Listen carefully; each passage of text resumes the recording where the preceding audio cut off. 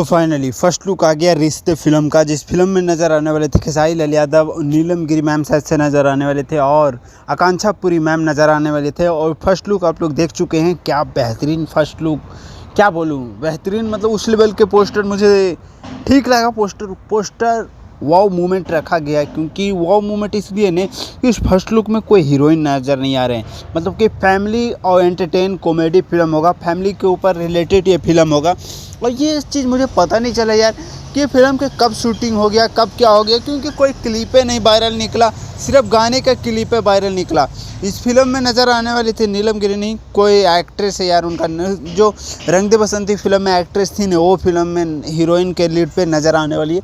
तो देखता हूँ किस लेवल का फिल्म होता है, कितना क्रेजी कॉमेडी एंटरटेन करता है ये फिल्म। मुझे सुनने में ये फिल्म कॉमेडी एंटरटेन और फैमिली के लेकर रिलेटेड ये फिल्म बनाया गया है। इसका डायरेक्टर है प्रिया, क्या तो नाम है उनका यार, थोड़ा नाम भूल रहा हूँ, माफ़ कीजिएगा। लेकिन पोस्टर वाव मूवमेंट रखा गया है। पोस्टर अच्छा खासा लग रहा है। पोस्टर में कुछ खराबी लेवल का नहीं लग रहा है। तो देखते हैं क्या उम्मीद निकल के आता है। ज़्यादा कुछ नहीं बोलता हूँ। Love you.